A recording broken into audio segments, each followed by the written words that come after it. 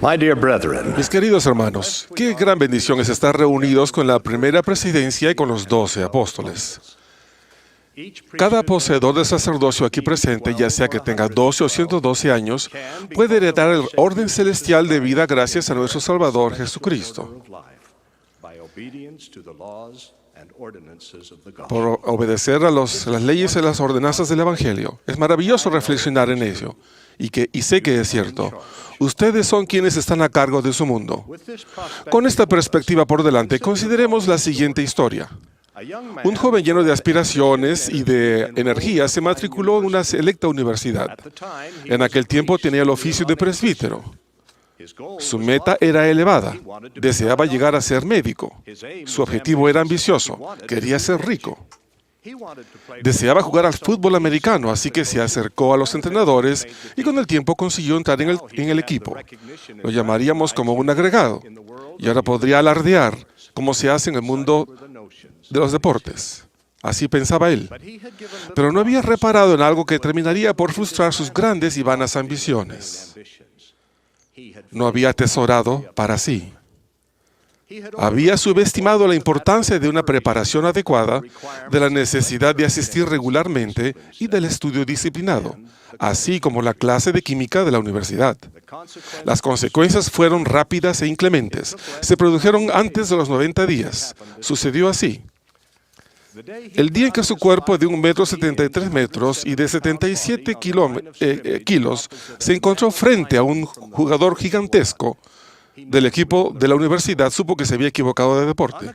Sus ojos y su mente, por no estar acostumbrados al estudio riguroso, rehusaron funcionar tras breves momentos con los libros.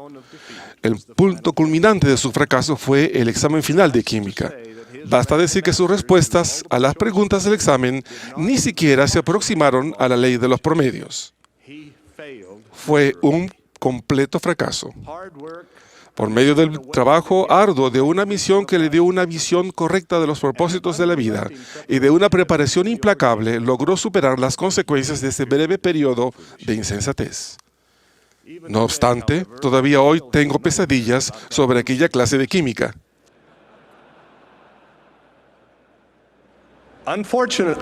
Afortunadamente, el Señor nos ha mostrado cómo evitar semejante insensatez y sufrimiento, y nos dijo: escuchad, oh pueblo de mi iglesia, escuchad, pueblos lejanos, y vosotros los que estáis sobre las islas del mar, oíd juntamente.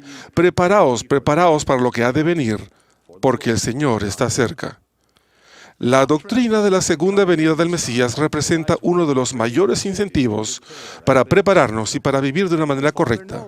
El Padre Celestial sabe que prometer recompensas estimula a sus hijos a realizar obras de rectitud y que la promesa del castigo genera temor a hacer lo malo. Tales son las revelaciones tocantes a la segunda venida de nuestro Señor. Esas revelaciones hablan de señales y de maravillas en la tierra y en los cielos. Predicen tiempos problemáticos y acontecimientos futuros de un alcance y de una duración enormes. Y lo más importante, recibimos estas promesas divinas. El Señor tendrá poder sobre sus santos y reinará en medio de ellos, a fin de que mediante mi providencia, no obstante las tribulaciones que os sobrevengan, la iglesia se sostenga independiente de todas las otras criaturas bajo el mundo celestial. Y, si estáis preparados, no temeréis. Estas promesas llevan a los poseedores del sacerdocio a prepararse a sí mismos y a su familia para la aparición del Señor. No hay necesidad de sentir ansiedad por los acontecimientos que precederán a la segunda venida. Sintámonos muy agradecidos por nuestra comprensión de lo que nos aguarda. Apreciemos el hecho de que somos nosotros quienes estamos a cargo de nuestra vida, en calidad de agentes del Señor, responsables de lo que nos ha confiado. La fórmula es simple: sean fieles, despejen su vida y atesoren para sí. Sean fieles. Como poseedores del sacerdocio practicamos el gesto suave y la palabra amable. Somos hombres que oran, que santifican el día de reposo, que conocen la palabra de Dios. Pagamos los diezmos, ayunamos y damos ofrendas de ayuno generosas. Guardamos nuestros convenios y consagramos la vida a edificar el reino de Dios. Y hermanos, atesoramos para nosotros mismos. Al hacer estas cosas, el Señor tendrá poder sobre sus santos y reinará en medio de nosotros. Despejen su vida. Como hombres de Dios, nos apartamos del exceso y procuramos lo que edifica, ya que lo que no edifica no es de Dios. Si nuestros tratos, relaciones, actividades, afanes o planes nos impiden poner a Dios en primer lugar, tendremos que reducir y despejar nuestra vida. Si tenemos deudas, las pagamos y vivimos libres de ellas hasta donde sea posible. Y hermanos, atesoramos para nosotros mismos. Entonces, mediante su providencia, no obstante las tribulaciones, la iglesia y su pueblo se sostendrán independientemente. Atesorar para sí. Nuestras esposas desempeñan un papel fundamental en esa obra, pero necesitan esposos que sean líderes en lo que respecta a la preparación familiar. Los niños necesitan padres que les inculquen esa tradición justa y entonces ellos harán lo mismo con sus hijos y sus reservas no escasearán. Un principio clave del Evangelio es el de prepararse para los días de carestía. El trabajo, la industriosidad y la frugalidad forman parte de una vida de realeza.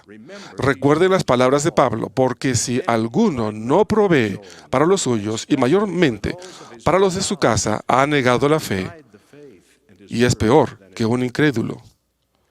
Sentados ante nosotros se encuentran los 3 sumos sacerdotes presidentes que constituyen la primera presidencia de la Iglesia.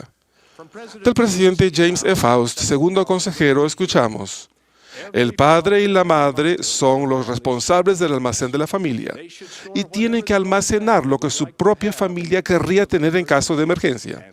Y Dios nos sostendrá a través de nuestras pruebas. Del presidente Thomas S. Monson, primer consejero, escuchamos: habría muchas más personas capaces de vencer las olas de las dificultades económicas de su vida si contaran con un plan de almacenamiento suficiente para un año y si no tuvieran deudas. En la actualidad, observamos mucho esto al revés.